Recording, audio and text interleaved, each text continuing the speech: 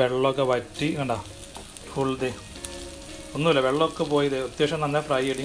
അപ്പോൾ ഞാൻ ലിവർ ഒരു 120 ഗ്രാം കഴുകി വൃത്തിയാക്കി വെച്ചതാണ്. അപ്പോൾ ഒന്നിലേക്ക് നാരങ്ങ നീര് ഇട്ടിട്ട് വെള്ളം ഇട്ടിട്ട് കഴുകി വൃത്തിയാക്കുക. വെള്ളത്തിൽ കുറച്ച് വെള്ളം എടുക്കുക, അതിൽ ഈ കഷ്ണങ്ങളിൽ നാരങ്ങ നീര് പിഴിഞ്ഞ് കുറച്ച് നേരം വെച്ച് കഴിഞ്ഞാൽ ക്ലീൻ ആവും, അല്ലെങ്കിൽ വിനാഗിരി യൂസ് ചെയ്യാം.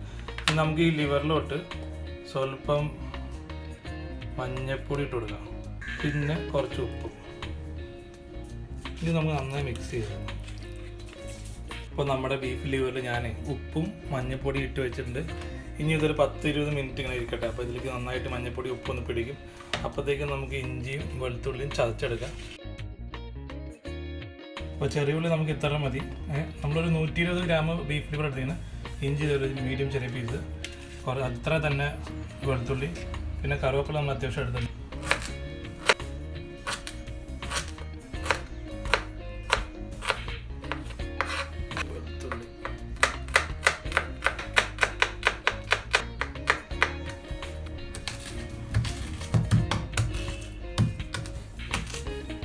ഒരുപാട് ചതക്കണ്ട, ജസ്റ്റ് ഒന്ന് ചതച്ചു കൊടുത്താൽ മതി.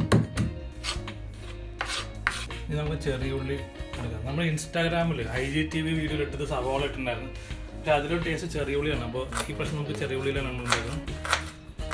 പൊടിവിടേക്ക് മാക്സിമം പൊടിവിടേക്ക് അറിയണേ.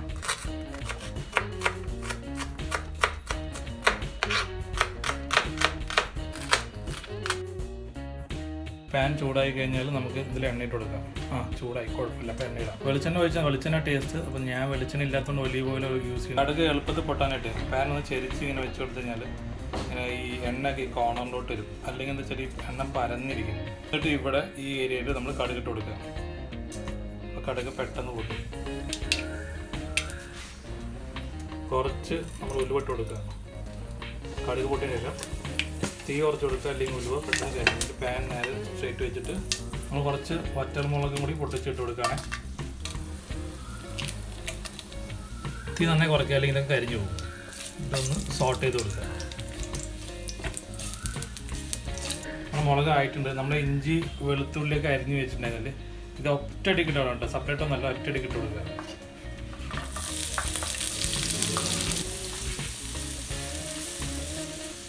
ഇതിലോട്ട് കുറച്ച് ഉപ്പിട്ട് കൊടുക്കുക. അപ്പോൾ പെട്ടെന്ന് ഉള്ളി വാട്ടി കിട്ടും.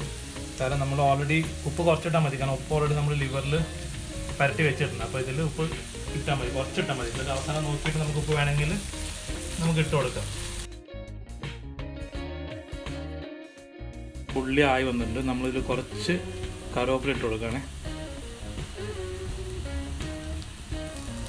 കറിവേപ്പില ഒന്ന് ചെറുതായിട്ടൊന്ന് വാടിയാൽ മതി, ഒരുപാട് വാടണ്ട. ചെറുതായിട്ട് വാടുമ്പോൾ നമുക്ക് ഇച്ചിരി മുളക് പൊടിയും ഒരു പൊടിക്ക് മുളക് പൊടി മതി. അവസാനം കുരുമുളക് ഇടുന്നുണ്ട്, അപ്പോൾ അതിൻ്റെ എരിവ് വരും. അപ്പോൾ അതുകൊണ്ടാണ് മുളക് പൊടി കുറച്ചിടുന്നത്. ജസ്റ്റ് കളർ കിട്ടാനും വേണ്ടി മാത്രമാണ് നമ്മൾ മുളക് പൊടി ഇടുന്നത്. അല്ലെങ്കിൽ നമുക്ക് പച്ചമുളക് ഇടാം, മുളക് പൊടിൻ്റെ ആവശ്യം ഇല്ലാന്നുണ്ടെങ്കിൽ പച്ചമുളക് ഇടാം. പിന്നെ നമ്മൾ കുരുമുളകാണ് ശരിക്കും ഇതിൻ്റെ മെയിൻ നമ്മുടെ സ്പൈസ് കൊണ്ടുവരുന്നത്. അപ്പോൾ കുരുമുളകിനെയാണ് നമ്മൾ കൂടുതൽ കോൺസെൻട്രേറ്റ് ചെയ്യുന്നത്. അപ്പോൾ മുളക് പൊടി അത്യാവശ്യമായിട്ട് നമുക്ക് ഇനി ഇതിലോട്ട് ആ ലിവർ ഇട്ട് കൊടുക്കാം. ലിവർ ഇട്ട് കൊടുക്കുമ്പോൾ പ്രത്യേകം ശ്രദ്ധിക്കുക, നമ്മൾ തീ കുറച്ച് വയ്ക്കുക, അല്ലെങ്കിൽ അതിൽ വെള്ളം ഉണ്ടാവും, അപ്പോൾ ചിലപ്പോൾ പൊട്ടിത്തെറിക്കരുത്. ലിവറിട്ട് നമ്മളിങ്ങനെ ഇളക്കി കൊടുക്കുക. കംപ്ലീറ്റ് ആ ഉള്ളിയും ആ മസാല മുഴുവനും ലിവറിൽ പറ്റണം. എന്നിട്ട് നമുക്കൊരു ഇത് നന്നായി മിക്സ് ചെയ്തതിന് ശേഷം നമുക്കൊരു 10 മിനിറ്റ് അല്ലെങ്കിൽ 5 മിനിറ്റ് നമുക്കിതിനെ അടച്ച് വെച്ച് വേവിക്കണം.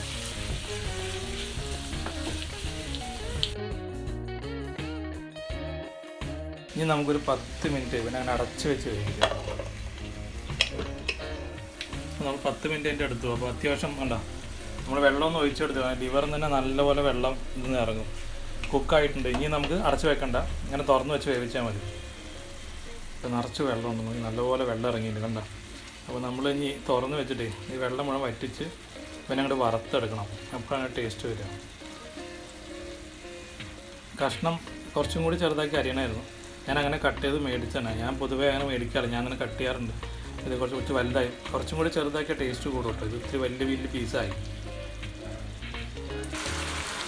ഇതുകൊണ്ടോ അത് വെന്ത് വരുമ്പോഴേ ഇത് സൈസ് കുറഞ്ഞുകൊണ്ടോ. അപ്പോൾ ഞാനൊരു 5 മിനിറ്റ് കൊണ്ട് വീണ്ടും അടച്ച് വെച്ച് വേവിച്ച് പെട്ടെന്നാവാൻ വേണ്ടിയിട്ട് കുറച്ചും കൂടി വെള്ളം വന്നു. ഇനി അടച്ച് വെക്കുന്നില്ല, ഇനി തുറന്ന് വെച്ചിട്ട് ഫുൾ ഈ വെള്ളം കംപ്ലീറ്റ് വറ്റിച്ചെടുക്കണം. അപ്പോൾ ഇത് പീസ് ചെറുതായി, നേരത്തെ കാട്ടിയും നല്ലപോലെ ചെറുതായി.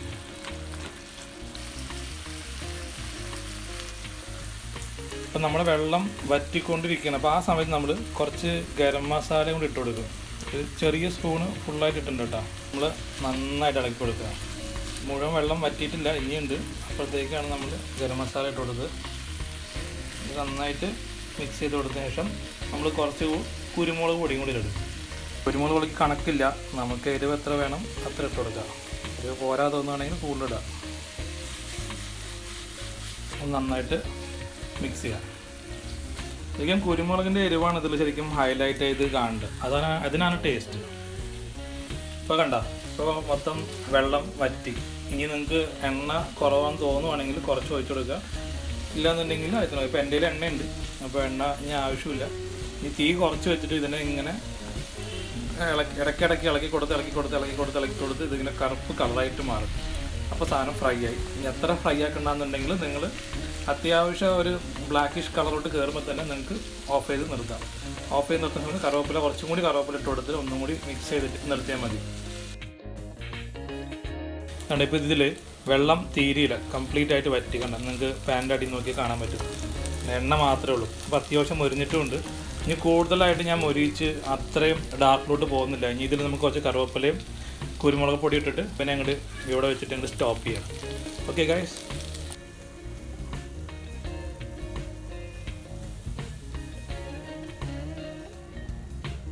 നമ്മുടെ കുഞ്ഞ് ഫുഡ് ടേസ്റ്റർ ഉറങ്ങി അണിച്ചിട്ടുണ്ട്. നമ്മുടെ ടെസ്റ്റിംഗ് ടൈം നമുക്ക് പറ്റില്ല, നല്ല എരിവുണ്ട്. പൊളിച്ചു. ഞാൻ തന്നെ ഉണ്ടാക്കിയിട്ട് ഞാൻ തന്നെ അഭിപ്രായം പറയുന്ന ഏക യൂട്യൂബറാണ്. കിടണോ? അപ്പോൾ നിങ്ങൾക്ക് ഈ വീഡിയോ ഇഷ്ടപ്പെടുന്ന വിചാരിക്കണം. ഇനി അടുത്ത വീഡിയോ കാണാം. സബ്സ്ക്രൈബ് മറക്കരുത്. Bye bye. ചൂടുണ്ട്.